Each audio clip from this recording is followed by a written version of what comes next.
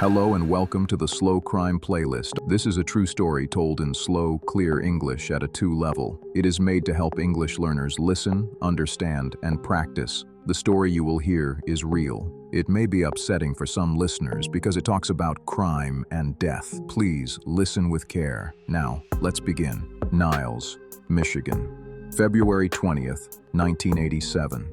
It is 1:30 in the morning. A man named Terry Wood calls 911. He sounds angry and scared. He says his wife, Roxanne, is dead. He had just come home from a night of bowling. He tells the dispatcher, "My wife has been murdered." When the police arrive, they find a terrible scene. Roxanne Wood is on the kitchen floor. She is only 30 years old. She has been attacked and killed. Her throat was cut. There is blood everywhere. The kitchen knife is missing from its drawer. Terry Wood is covered in his wife's blood. At first, the police believe Terry might be the killer. His phone call sounds strange. He is shouting, not crying. He sounds angry, not sad. When the police ask questions, he asks for a lawyer right away. This makes them more suspicious. The police look at the timeline. Roxanne came home around 12:30. Terry says he arrived home about 1:15. That is only 45 minutes. Could a stranger really come into the house, attack Roxanne, and leave with no trace? Police think it is not likely. They believe it was someone close to her. They see no sign of a break-in. The killer used a knife from the kitchen. That means the person did not bring a weapon. It looks like a sudden act of anger, not a planned crime. The police also find that both Terry and Roxanne had problems in their marriage. Each had affairs with other people. To investigators, this looks like a domestic murder. One detective tells Terry, "I believe you are the killer and I will not rest until I put you in prison." But there is a problem. The police have no real proof.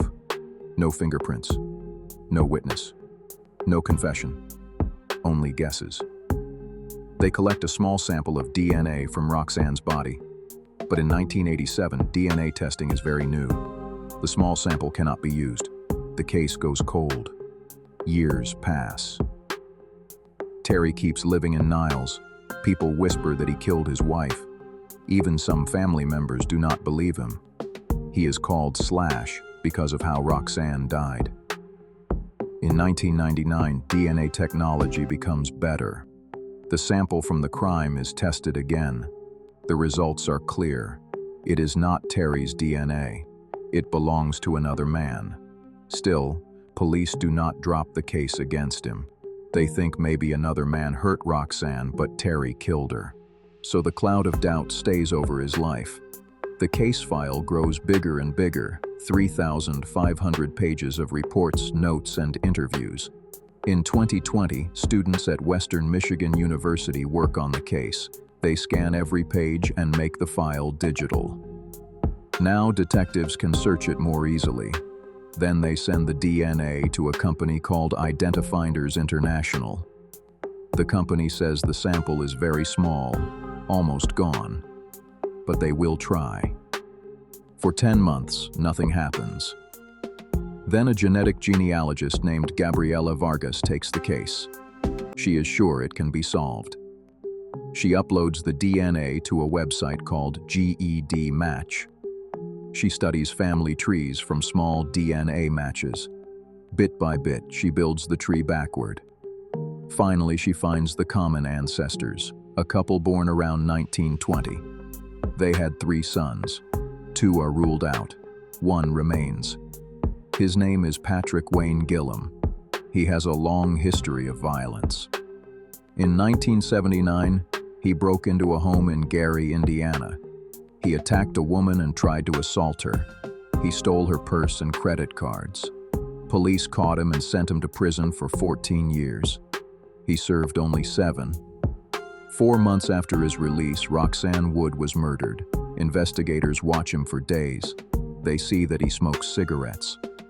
One day they collect a cigarette he throws out of his truck. The DNA test comes back negative. It is not a match. They think maybe they picked up the wrong cigarette. So they try again. At a laundromat, a police officer waits nearby. He watches Gilham drop a cigarette. The officer picks it up right away. This time, the DNA matches perfectly. Patrick Gilham is the killer. In July 2021, police confront him. They show him pictures of Roxanne. He says he does not know her. When they tell him his DNA was found, his body shakes. He says, "I need to talk to my lawyer." In February 2022, just before the 35th anniversary of the murder, he is arrested. He pleads no contest to second-degree murder. At age 67, he is sentenced to at least 23 years in prison. The real killer finally has a name. For Terry Wood, the nightmare is over. For 35 years, people thought he was guilty. Now the truth is clear. DNA proved he was innocent. Terry Wood passed away in February 2025 at age 67. He lived long enough to see the man who killed his wife go to prison. Was justice served? You be the judge. What is certain is that the true killer was a violent stranger living nearby. Another reminder that they live among us.